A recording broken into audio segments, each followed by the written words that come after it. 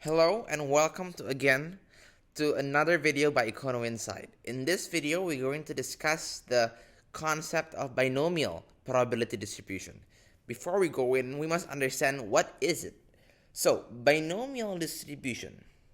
From the word itself, bi means two, right? So, there are two outcomes in a binomial probability distribution, which are success and failure.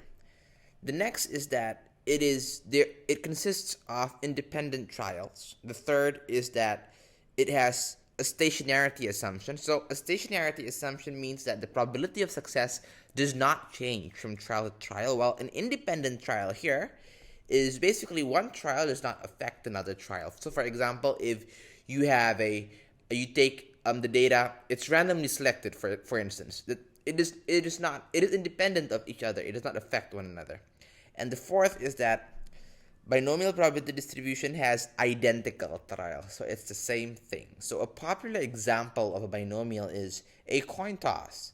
Why is it? Because the coin toss has two outcomes, heads or tails, right? Then besides that, let's say you flip the coin 5 times. Each trial is independent of one another. It does not affect the outcome of the other trial. Third, it is a stationarity assumption. It holds the stationarity assumption together because the probability of success does not change, right? From the first coin toss to the first trial to the second trial does not change, and the trials are identical. And that is why a coin toss is a popular example, overused actually, of a binomial probability distribution. So now, as you know the concept, let us dive into a problem. So in this problem, it's about promotional service. So feel free to stop the video if you want to. I'm directly gonna move on directly. So now, let's say the word problem says this. After a person is exposed to a promotional activity, the probability that they will buy the product is 0.3, which is 30%. And the question is, what is the probability that one of the next three people exposed to the promotional activity purchase the product? So, an interesting question right here. I just want to tell you that you can actually use a tree diagram here.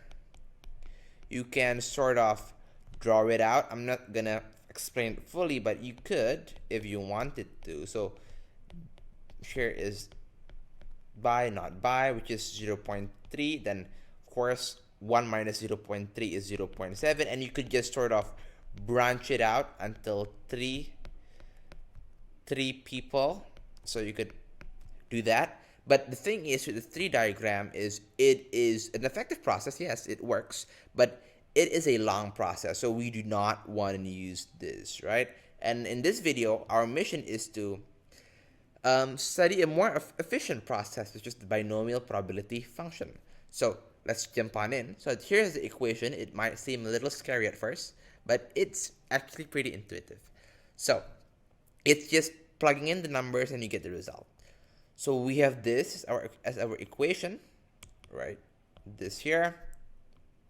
Just gonna box it out. So what does it mean? So this bit here, nx here, it basically means n factorial over x factorial multiplied by n minus x factorial. So that's straightforward. X is the number of successes we want. P, little p here, is the probability of success. And n, little n, is the number of trials, while fx here is the probability of x successes in n trials. So basically what we are finding, right? So now let's apply this equation here, right, to solving our problem. So we know that a tree diagram works, but how does this equation here work here? So let's give it a go. So we know, I'm just gonna write the binomial formula here so you guys can sort of follow through. Okay, so let's see. We are finding the probability that one of the next three. So our number of successes we want to find is 1. So f of 1.